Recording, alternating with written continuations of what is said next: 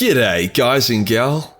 Warhammer theory crafting is really fun. There's no wonder why there's an entire channel dedicated to it, although the last major theory video old mate put out was over 5 months ago, hence I'm here to pick up the slack. Speaking of 40k theories, as I've said, it would be really cool to jump on their podcast, not because I want the shout out, I mean if we're honest they would be the ones getting the boost from it, but because it would be nice to discuss Warhammer and YouTube as a hobby with other passionate like-minded people in a more meta authentic environment. I think at this point though, they're just in the category of people who want to keep pretending I don't exist, as you know their last podcast literally had no guest. All of Warhammer 40k's problems and solutions have stemmed more or less from the Emperor and his Primarchs. Trillions of people have been saved by the Emperor's actions and trillions more have been doomed by them. Was attempting to unite the galaxy a good idea? If the Emperor never found his Primarchs, then the Horus Heresy never would have happened, the Tyranids never would have come to the Milky Way, and Sanguinius never would have died. However, if the Emperor never found them, would a greater and more evil threat have destroyed everything, or would the Primarchs have flourished in a way that not even the Emperor could have dreamed of? Today we'll use our big brains and small cocks to discuss this question. Would the Emperor still have been able to conquer the galaxy? Would some legions die out? And what would the Primarchs have done if Daddy never came for them? Obviously, some meetings would be more or less inevitable. Guilliman's Ultramar would eventually bump into the Imperium, but we're going to assume those inevitable meetings come significantly later due to whatever reason, let's just say warp spaghetti. Yeah, let's get into it. So our theoretical scenario begins with the scattering of the Primarchs. Just like canon, the Emperor vows to locate his sons. Just like in canon, the Emperor has no idea where they actually went.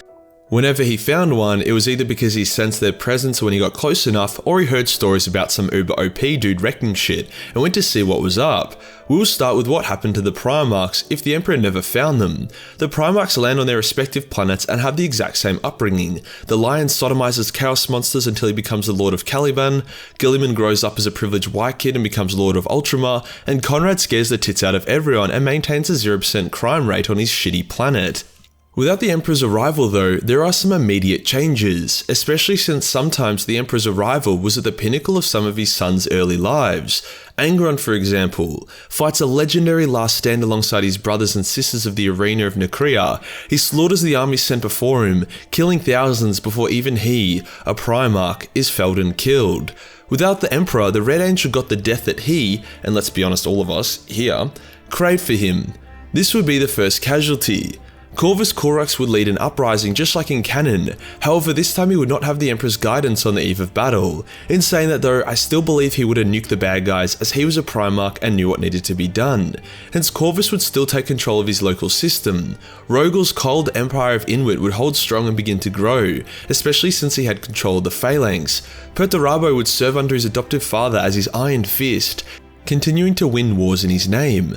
Purdy also had the knowledge on how to invent and create ships that could traverse space, hence he would grow his father's empire all the way till his father's natural death, at which point Purdy would then assume command. Some Primarchs would have less clear fates, such as Mortarion, who was really struggling to figure out how to kill his Necro Daddy. After all, it was the Emperor who ended up killing Morty's adoptive dad and saving Morty, but it was also the Emperor who goaded Morty into attacking his adoptive father unprepared. Hence with enough time, as well as growing more powerful as he aged up, Morty likely would have discovered a way to safely get to Necro Daddy's asshole fortress and put the old man in the grave. However, Barbarous wasn't exactly a populated planet that was rich in natural resources. It was full of AIDS, hence an intergalactic empire wasn't really on the cards for Morty, especially since he was not one of the smarter Primarchs. Other Primarchs like Jagadai and Lehman conquered their planets, but didn't have huge ambitions or inventive minds. Lehman would continue hunting monsters, drinking beers and fucking dogs, whilst Jagadai would keep modifying his motorbike until it was as fast as a Tesla Roadster. Maybe Jagadai would soon figure out how to leave his planet and start raiding the local planets like the cheeky Mongolian he was, but there was not much of indication of that happening before the Emperor's arrival. Another interesting Primarch whose fate would have changed quite dramatically was Lorgar's. Lorgar had limited warp abilities. He could see the future to a small degree and he knew that the Emperor would arrive, hence he created the Religion of the One and led a religious schism in eradicating the worship of chaos from his home planet. It's not entirely clear if he would have had similar visions if the Emperor was never due to arrive. Perhaps his genetic link to his dad would still make him believe in him and would still result in chaos being purged from his home planet, or maybe he would have accepted the worship of the Chaos Gods. After all, Lorgar needed something to pray to after all the touchy-feely that old creep Corfarion had given him. Either way, Lorgar would not do anything too dramatic. If he went down the path of ridding his planet of chaos, then he would spend his days leading religious ceremonies and molesting children. And if he went down the path of praising chaos, then he would spend his days leading religious ceremonies and molesting children. If he did end up with space travel and was able to arrive at other human-occupied worlds, he would take an extremely long time converting them to his religion, if he was able to in the first place, as he wouldn't have his legion behind him to wipe out any of their resistance. Sanguinius and Vulcan were discovered early in their lives, and were not given time to flourish before they were discovered. Sanguinius had just finished killing some mutants and uniting his people in his world, whilst Vulcan was like 4 years old and just smacked a bunch of Dark Elder. I have no doubt that with Vulcan's power of invention and creation, his planet and people would quickly ascend to a highly technological race, capable of space travel and forming a small interstellar empire which would only grow.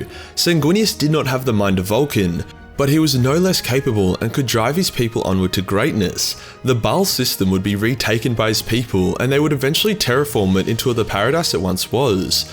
After all, Sanguinius' tears were able to grow flowers in irradiated ground, so all he would need to do is cry non-stop for like 10,000 years and Baal would be a really nice flowery place.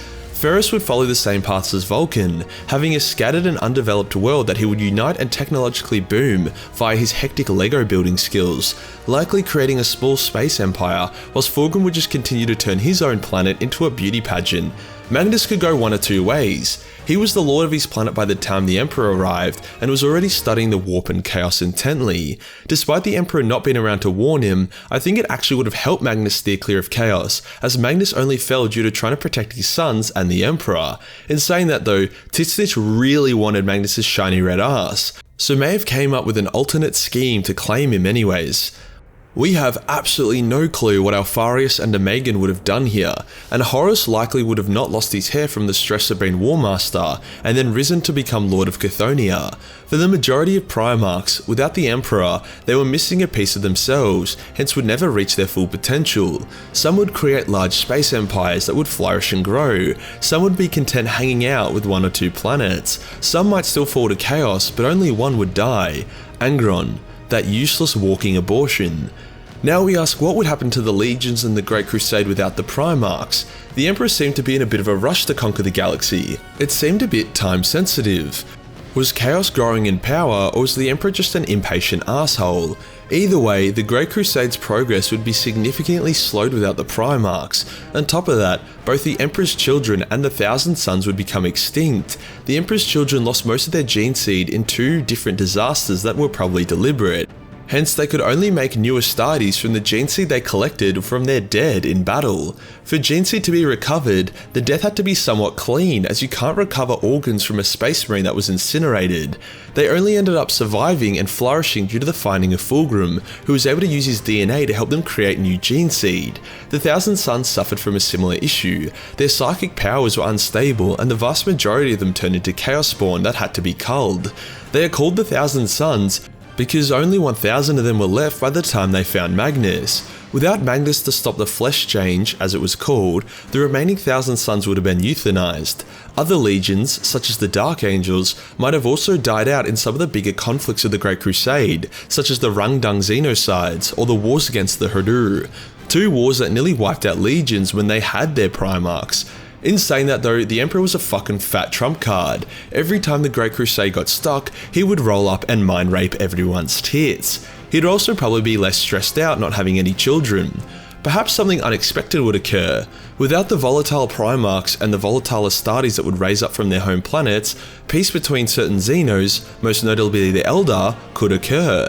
The Emperor hated hostile Xenos that preyed on humanity, but he didn't have an issue with the ones that didn't. The Imperial Palace had a section dedicated towards Xeno diplomats and visitors, and it said that he was friends with Eldrad.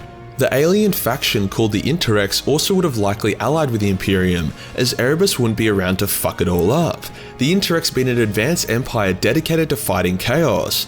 The Great Crusade would take longer and more Marines would die, with entire legions being extinguished, but it would eventually still be completed, and the Emperor's Webway project would be uninterrupted. In saying that though, Chaos wouldn't just sit around and suck itself off, maybe Slaanesh would, but the others would fight back. They wouldn't have the influence to raise huge demonic armies, nor would they be able to take over a significant amount of Marines. Hence they would need to be way more insidious and sneaky. They would still be able to turn some of the Primarchs to their cause, such as Lorgar and Magnus, who could end up still causing a massive heresy in the galaxy anyways. However, the destruction would be significantly less, and likely would have turned out better for the galaxy as a whole anyways.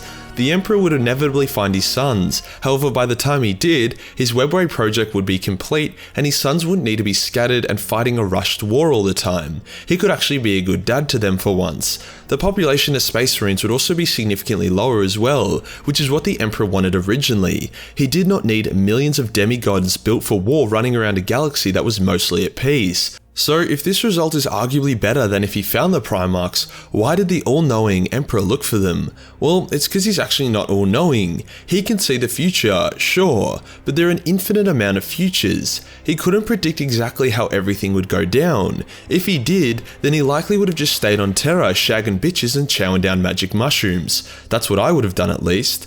The definitive answer is that we don't know for sure what would happen if the Emperor never found the Primarchs, but our big brains allow us to see that at least Angron would die, and that's a pretty good result overall.